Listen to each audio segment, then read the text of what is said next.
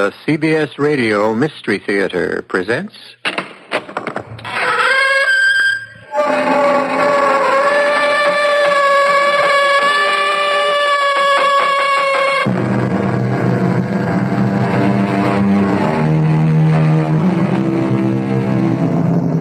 Come in.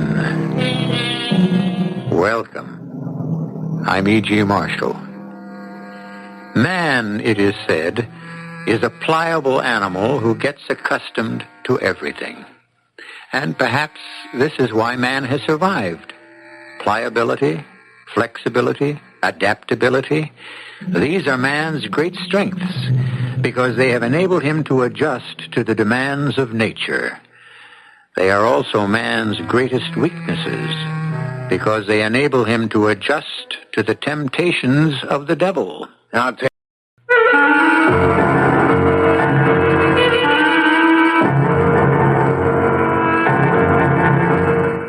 Our mystery drama, Killer's Helper, was written especially for the Mystery Theater by Sam Dan and stars Michael Wager. I'll be back shortly with Act One.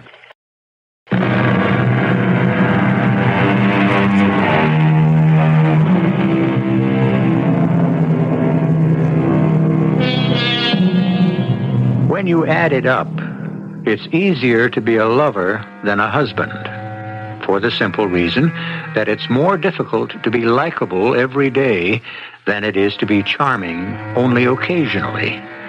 Someone said that if women had to spend as much time with their lovers as they do with their husbands, that's an interesting speculation. However, we have a story to tell, and our play begins, coincidentally, with a scene between a wife and her husband at breakfast. I believe I'll set out some tulip bulbs this afternoon. Firemark is now at 37. Priscilla brought these from Rotterdam. Didn't we buy Firemark at 16? Priscilla went there on her honeymoon in September. The International Silver Screen is holding its gains nicely, too. It was her second honeymoon.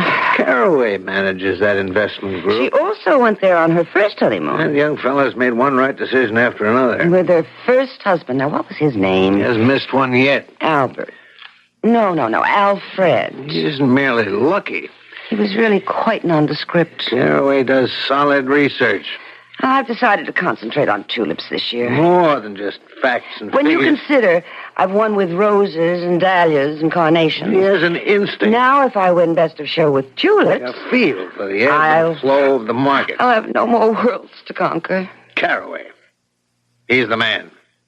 It's a tough decision. The future of the company's riding on it. Unlike roses, tulips don't reward you. I have to face it. The company's too big, too complex for one man. Oh, shall you answer that, Margaret, my dear? My darling, it's exactly 10 minutes after 8. You know perfectly well who it is. Life is filled with surprises. Not everyone's life, John. Yes? Thank you. That was Raphael. He's waiting with the car. Good and faithful Raphael. Well, he should be. You pay him enough. He could earn as much elsewhere, and some places more. Then why doesn't he leave? Loyalty. You build up a sense of loyalty in your employees, and you own them for life. Shall you be home for dinner? I have a 5 o'clock meeting. If it doesn't run late. Oh. Goodbye, darling. Have a good day. But, What is it, dear? Nothing. Nothing at all.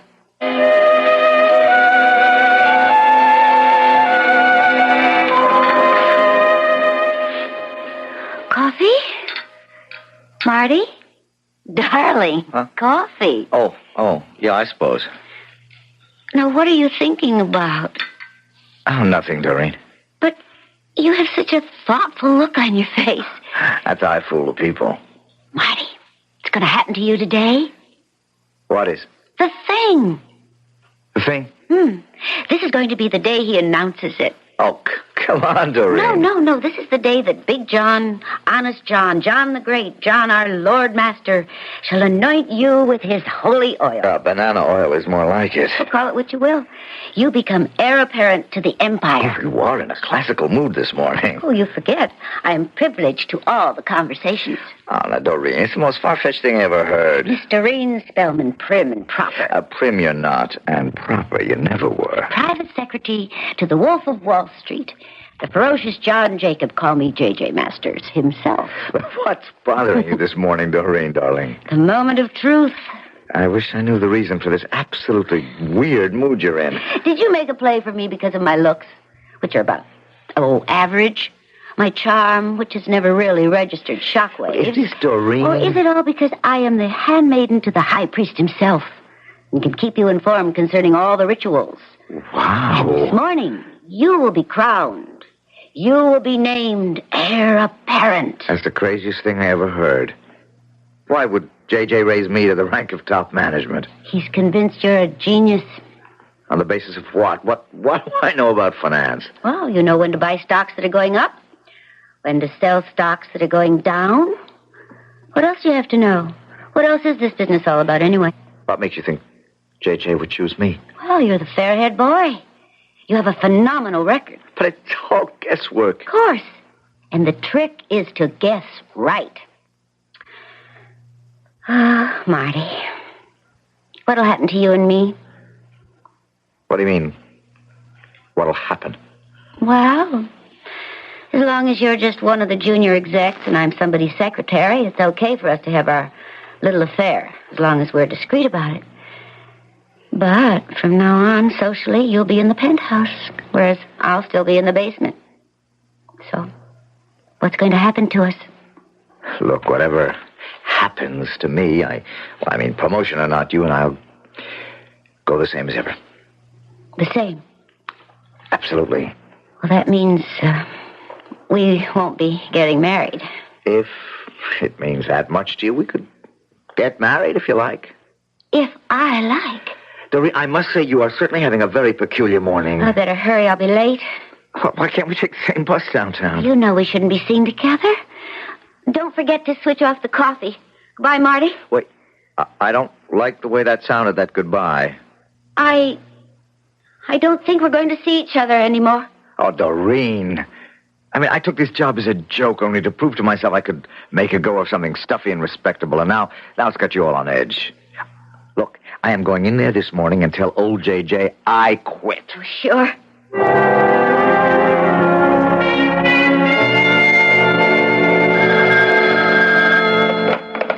Mr. Masters' office? Hi, baby. Is he free? Oh, he is right now. I'm coming up. What for? Well, you know what for. We discussed it at breakfast, didn't we? Marty, be careful how you talk about having breakfast. You can never tell who might be listening in. Oh, could we have met by accident in a coffee shop? Nobody has to know we have breakfast every morning in our own. Marty. The old voice for you say? Yes. Okay, here I come. You what? I resign. Sit down. You've got guts, I'll say that. I don't think it takes any particular guts. Fantastic timing. How did you know? How'd I know what? Marty, subtlety's okay to a point, but not where it wastes valuable time. Let me just sketch this out. You know your value and worth around here, and you found out you were up for number 2 spot in the outfit. I went out on a limb for you to the board of directors. How embarrassing for me if it turns out I can't deliver you. Thank you, Mr. Masters, but I am not interested. You're not interested in what? In the job. Now, look, you mustn't do this to me, Martin Edward Carroway. It's a fantastic pose, but I'm wise to it. To many of our customers, it's worth its weight in gold. I don't know what you're talking about. This cool, calm, almost, but not quite, supercilious, amused manner of yours. But don't pull it on me. I don't know why you insist. Don't try to be the Renaissance man with me. Don't palm off this I don't care about money routine in my presence. You'd sell your soul for a buck. Now, look, you have no right to... Shut up. If it's any consolation, I'd sell mine for 50 cents. One thing about us soul sellers, it takes one to know one. And I spotted you the minute you went to work here. Starting today, your salary is $52,000 a year. $1,000 for each week in the year. Now close your mouth. You'll catch every fly on Wall Street. But That's just window dressing so you can pay some income taxes. You have an unlimited, unquestioned expense account. And the lawyers and accountants are figuring out the best way to set up bonus, stock, and profit-sharing plans. Well, within 3 years, you'll have a net worth of $5 million. All right, now turn me down. Now say no. Now say you don't want the job. I thought so. Sir, I don't know what to say. No gratitude, no humility. They don't become you at all. Arrogance. That's what we're paying for. But I don't understand. Oh, yes, you do. You have that gift for finance. But I never studied. You're a natural. And you've got a lot to learn about the way our company works. Do you have any plans for the evening? Well, as a matter of fact, You don't? Oh, that's fine. We'll have some dinner sent in. Yes? Mr. Masters, Yes? What is it, Miss Spellman? your daily list of reminders. Oh, of course. What did I forget today? It's your wife's birthday. Oh, damn it. I had the jeweler send this brooch here for your approval. Fine. Have it wrapped. It cost $17,000. That's cheap enough. The diamonds are absolutely magnificent. I told Mrs. Masters to expect you home for dinner early. Now, Miss Spellman, you shouldn't have done that. I'm sorry, sir. I have a very important meeting scheduled Your with... instructions to me have always been, see to it that I always go home for my wife's birthday. Do you wish to change that? No. You're right. You're always right. Anything else? No, sir. Oh, by the way, place Mr. Carraway's name on the confidential distribution list. He's been promoted. Congratulations, Mr. Carraway. Thank you, Miss Spellman. Well, that'll be all, Miss Spellman. That's the kind of secretary to have, an iceberg. Keeps a man's mind on his work. Yes, sir. You imagine trying to make love to that? Yes, sir. Yeah, that's part of your style. Nothing's too far-fetched for you. Saved my life. How? Come home to dinner with me tonight. Mr. Masters, it's your wife's birthday. Wouldn't you want to be with her alone? Oh, no. No, never. She's even colder than the glacial Miss Spellman. We have a fantastic cook, and we can sit around comfortably, and I can score points for being a dutiful husband. Now, be a good fellow, Marty. Help me out.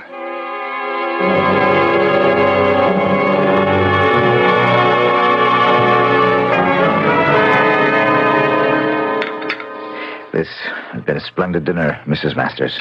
I tell you what, Marty. Spend the night. Oh, I couldn't impose on you. No nonsense. We have more rooms in this place than we could ever know what to do with. Besides, in the morning, Margaret could show you her gardens. Well, Hey, excuse me? Yes?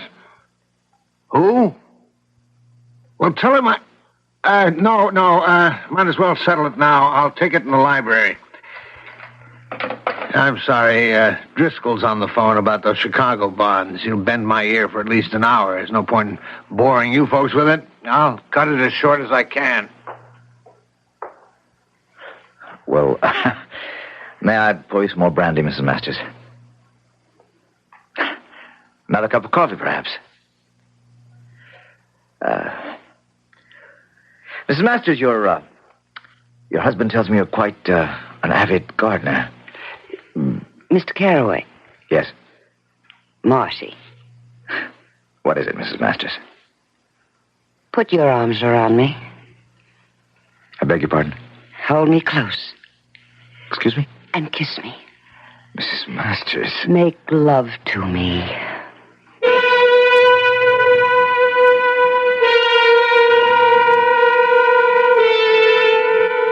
Dinner is over at the master's home. And what is this? The dessert? What can it be? Could it be a trap? Could that phone call have been a device to get Mr. Masters out of the room so that what?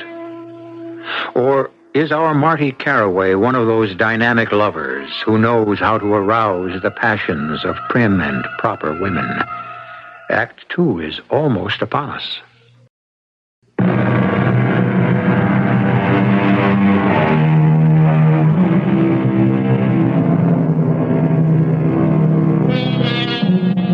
It was said of Napoleon's army that every soldier carried a field marshal's baton in his knapsack. This, of course, because the lightning could strike for anyone at any time. In a like manner, we have those hot and eager young men in all professions today who are always ready to open the door at opportunity's faintest knock. This morning, Marty Carraway was a junior executive in a Wall Street brokerage house. This afternoon, he was raised to the dizzy heights of top management. And this evening, is he being offered one of the fringe benefits of the job? Make love to me, Marty. But Mrs. Masters... Kiss me. Now, come Kiss on. me or I'll scream. Oh, no, please don't. I'll say you attacked me, and there goes your job, and there goes your world. Kiss me.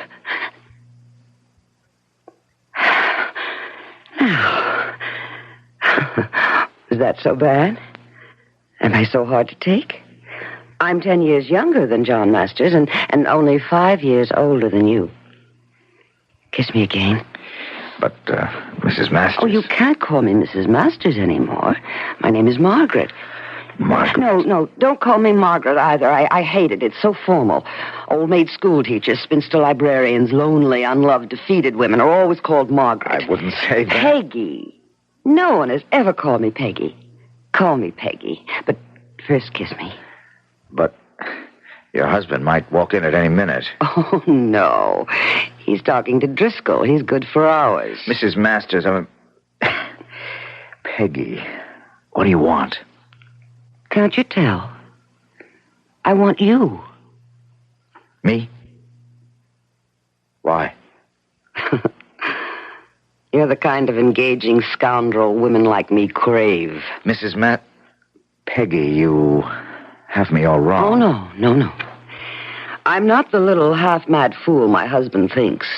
Putter about with your flowers, dear. That's it. Dig in the garden and be happy. Peggy, I'm not going to get in the middle of a quarrel between you and John Masters. Oh, but you're there now.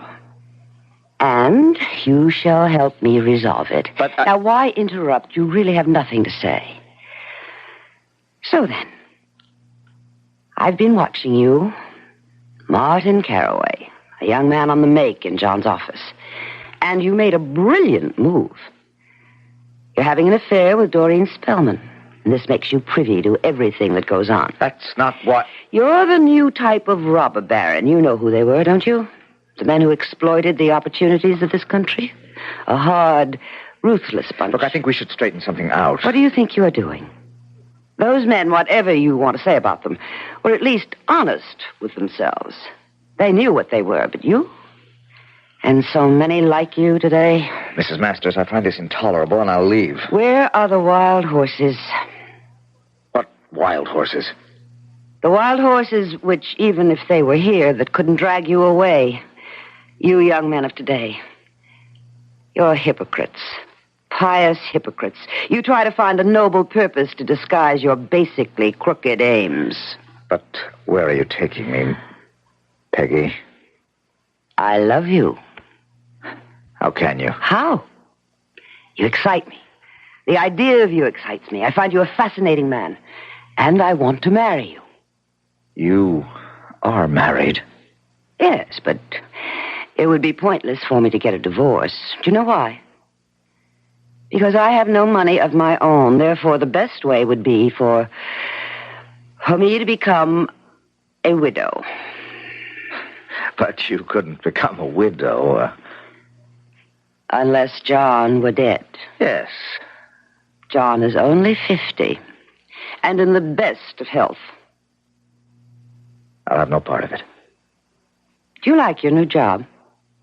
You now have wealth beyond your wildest dreams. That is, you stand in line to get it. There can be a price that's too high to pay. You say that with such a straight face and in such a sincere tone.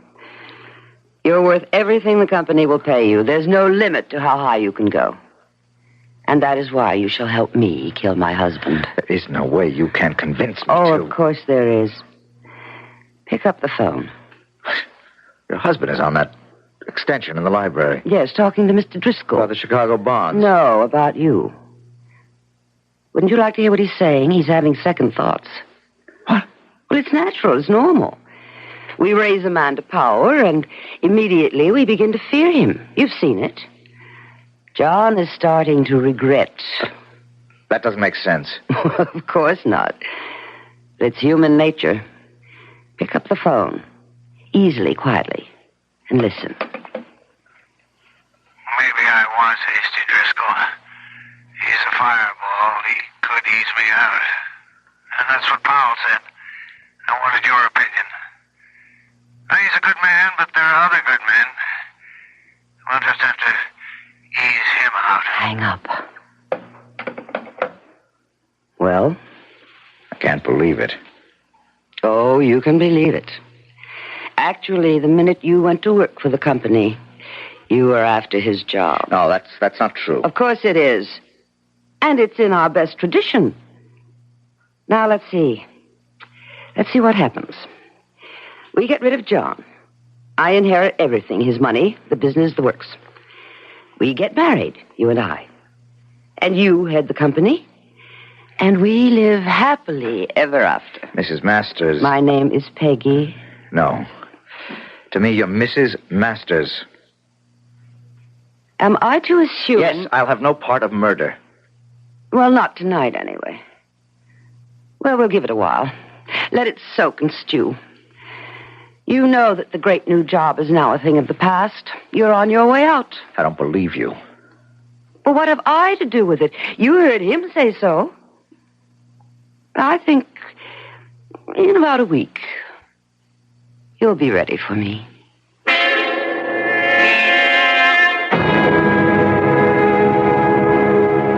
And therefore, the company will hold the securities in escrow. For further instructions, call me personally. That's right, Miss Spellman. Sign my name to it. Copies to Driscoll, Powell, Harding, Schechter, and Murphy. And Carraway. Carraway? Why Carraway? Well, just the other day, you told me to place his name on the list for confidential distribution. Did I? Oh, well, I don't know what I could have been thinking of. If you do have his name on the list, remove it.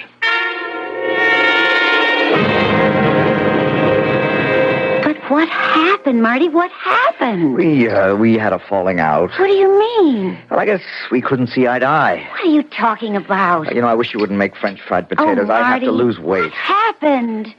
I don't approve of his business methods. We faced each other on an issue. I guess I took a stand that'll cost me the job. But I thought you wanted that job more than anything. No, you thought I wanted it. You had me pegged as a hustler. I never use that word. Opportunist, more respectable.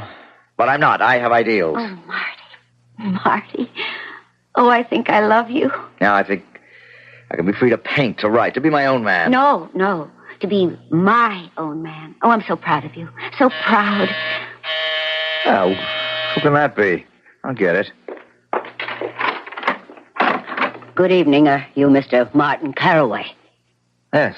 Well, perhaps I should have called for an appointment. But that's not my style. Ring the bell, raise hell. That's me. And, who are you? Joan Evergreen. Financial writer. Well, I consider myself a journalist. Well, may I come in? Thank you.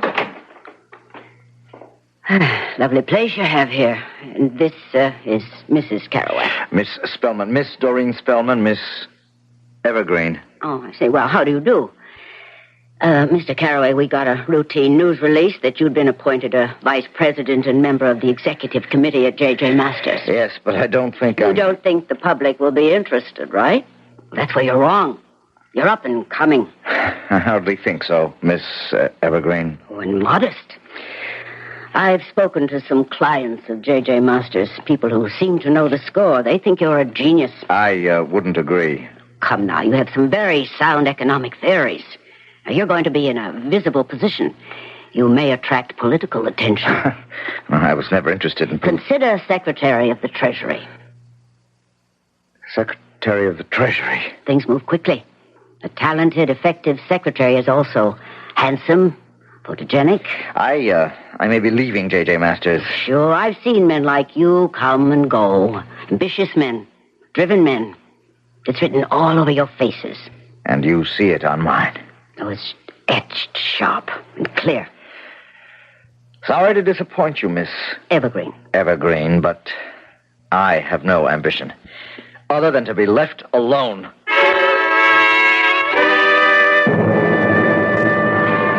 Mind if I join you? What are you doing here, Mrs. Masters? Peggy. I might ask you, what are you doing eating lunch in a dump like this? It's quiet. I can think. About what? How you're being eased out? I told you it would happen. It may not. I met a very powerful lady. Oh, who? Financial columnist Joan Evergreen. She'll write about me. Only if you're still a VP at Masters. And that won't last long. How do you know? I spoke to her. I tipped her off about you. And you know what she said after she'd seen you? You're a man to watch. As long as you're visible. You know Joan Evergreen? Oh, I know a great many people. I sent her to see you. Why? To remind you of the future you could have. With me. I want no part of murder. Oh, now don't say no part. Say a small part. Oh, how can there be a small part?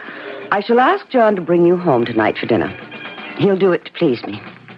In this package that I want you to take is a .32 caliber revolver. Oh, no.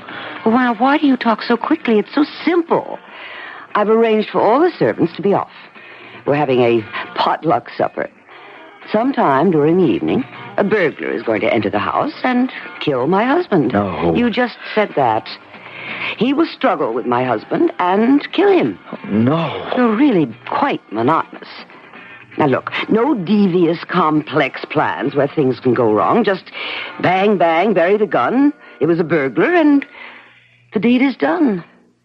I won't do it. I've already spoken to John. He's driving you home. We'll be at the table. When I say, now, you shoot him.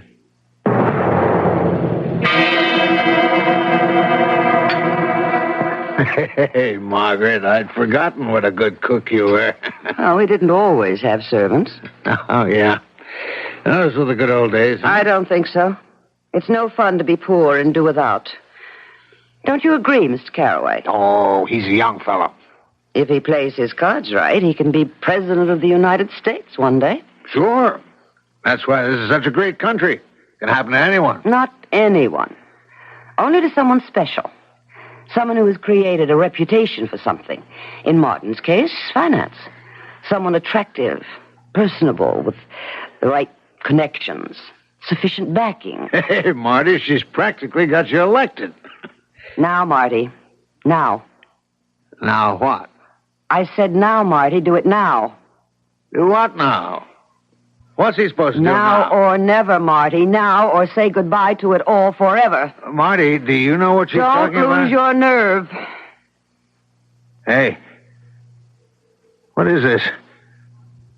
What's that gun for? Show him, Marty. Well, you're crazy.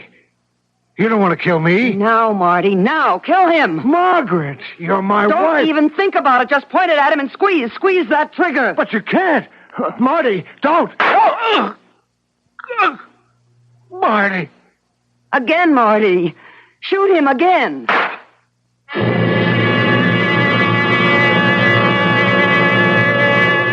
This woman becomes increasingly more demanding. She begins by saying, "Make love to me." And she has just advanced to the point where she says, "Kill my husband." Where can she go from here? Well, we're going to have a brief intermission, and then it's back for Act 3.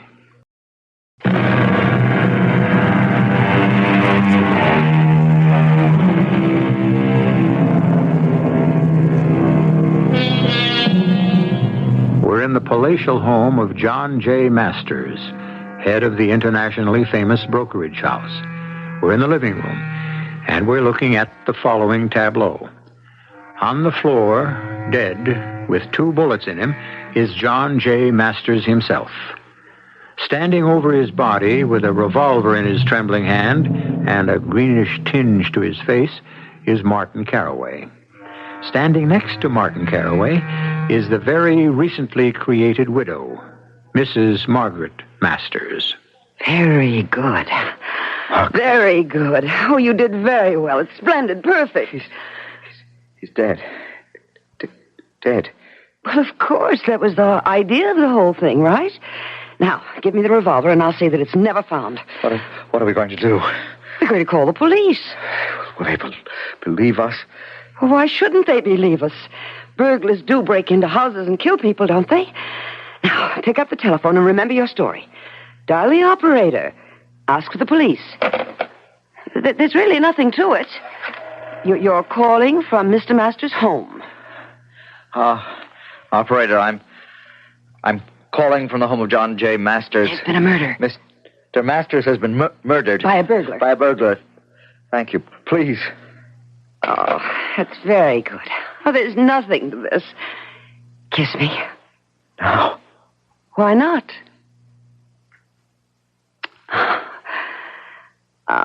Well, we can't get married for a while. You understand why, but we must see each other. Of course, here would cause a scandal. Rent a quiet little out-of-the-way place. Are you listening? Yes, I killed him. Now, you don't have to go through all that for me. What are we going to do now? We tell the simple story. We were at the table. A burglar broke in. John grappled with him.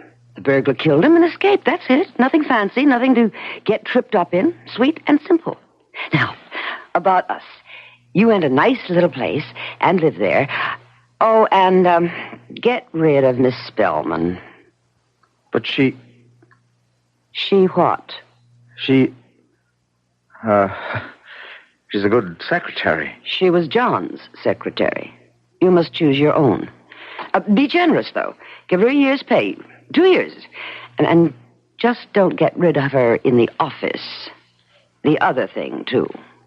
What other thing? I don't intend to share you with anyone.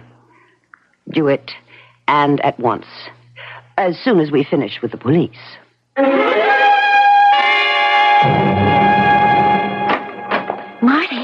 Marty, are you all right? Yes? It was on the news. J.J. murdered by a burglar. Are you all right? I'm fine. Oh, I'm so happy. The only way to say this is to say it. We're through. Are you tired of me, Marty? For whatever reason. We're finished. At the office, too? You'll get a very generous severance arrangement. Oh, sure I will.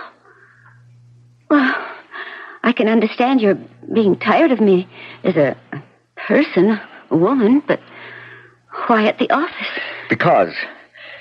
Well, that's the way it is. Can I guess? Do as you like. Another woman? Does it matter? Let me guess again. Mrs. Masters. How can you say that? It could be dangerous for you, Marty, if the wrong people found out. Doreen, we're both adults. We know that whatever begins must always end. No speeches, please. Must I leave tonight, or can I stay here till morning? You don't have to leave at all. I'm going. I'll see the rent is paid for the remainder of the lease. Oh, that's 3 years. You are generous. The burglary. The police believed your story? Why shouldn't they? It's true. Of course. Well, it was fun while it lasted. Yes. It was fun. That's all it ever was? Yes. Good luck, Marty. The best.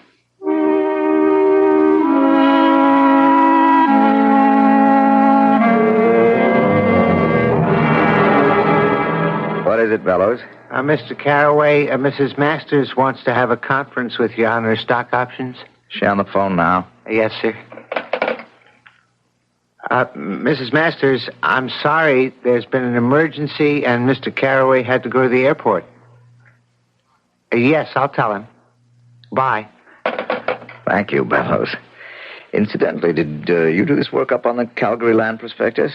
Yes, sir. I hope you don't mind. That's a splendid job. It was due for the printers on Monday, and you were in Washington with the President's Advisory Council, so... Well, some of this is inspired. And I'm getting rather involved politically. It's good to know I've got a man I can count on. Oh, thank you, sir. I'm sick of coming here and having dinner. I spoke to the president. It's just like it was with John. Why can't we ever go out? The whole country, the world puts pressure on him. I know we won't be able to get married or even be seen together for a long while. How can one man bear that burden? But can't you pay a little more attention to me? And yet, I would like to try that burden. You're just like John, so remote. I can do it. I know how to spend money effectively. You're never aware of me. I know how to save it. I'm no better off than I was. Listen to that. Midnight. Yes. And we'd better be getting you home. I wonder why I even come here. Oh, darling, you're upset. I never see you. If we get married before at least another year goes by, that will create too much suspicion. I know. Now, so don't be silly. When shall I see you again? If you get involved in politics, I'll never see you. It's the duty of every citizen to be involved in the running of his country. Can I see you tomorrow? I'll call you. That means no. The day after? Margaret. My name is Peggy. I'll see you as soon as I possibly can. Just a minute. Hello? What are you doing here? Well, aren't you going to ask me in? Thanks. What do you want? Well, I might want a little civility, little courtesy, kindness. But you lost all those traits when they were no longer needed to serve your purpose. Doreen, what is it? I said you could be in trouble if the wrong person found out about you and Mrs. Masters. What are you driving at? Fortunately for you, the right person found out. Me. I don't know what you're talking about. She comes here to visit you. Oh, not as often as she'd like to, perhaps. But she comes here. I've seen her. All right. Let's get to it. How much you want? This is blackmail, isn't it? No. Well, what is it? I've come here to save you. From what? From hell.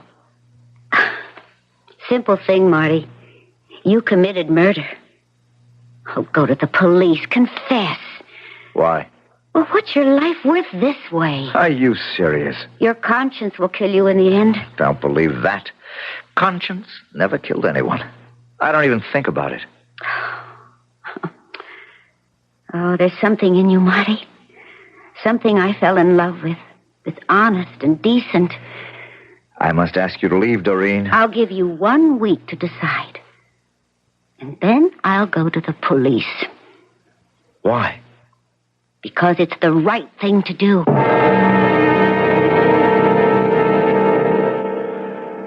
Sit down, Bellows.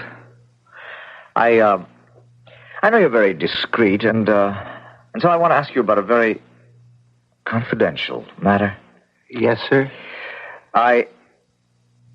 There's someone who's quite capable of doing me great damage. Yes, sir? And I understand there are people who can eliminate various... Oh, yes, indeed, sir. And would you be able, in a very discreet way, to ascertain who some of these people might be? Consider it done, Mr. Carroway. Bellows, I get to lean on you more and more each day. I shall have more information for you tomorrow, sir. Good. Now, what is there I have to know today? Well, the Calgary reports must be done in detail. Well, that will call for hours of work. You free this evening? Yes, sir. But you're not. Why? Well, Mrs. Masters phoned and said since it's her birthday, she was expecting you for dinner. Oh, damn it, I forgot. Which is why I took the liberty of purchasing this necklace at the jeweler's. Oh, Bellows, you're a prince. Look, save my life. How's it? Come to dinner with me. But isn't this a rather personal... Look, it'll give me an excuse to break away early. Well, if you're sure it's all right, sir.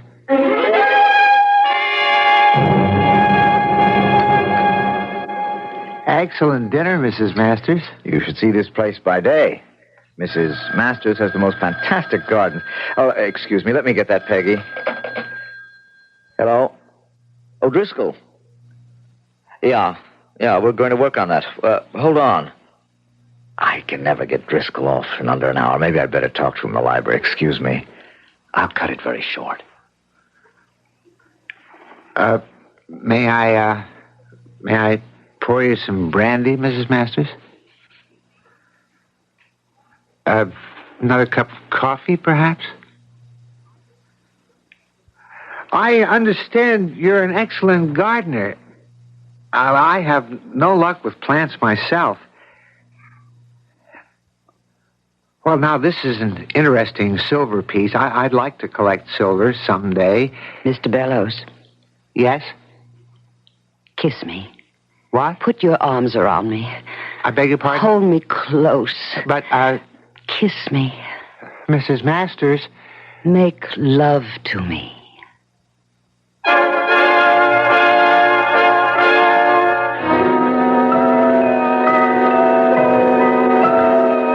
Haven't we been here before? Well, we've been everywhere before. We've seen everything and even done everything. Doesn't the book tell us there's nothing new under the sun? We know it, but we keep hoping tomorrow will be different. Well, maybe I can come back with something different in just a few moments.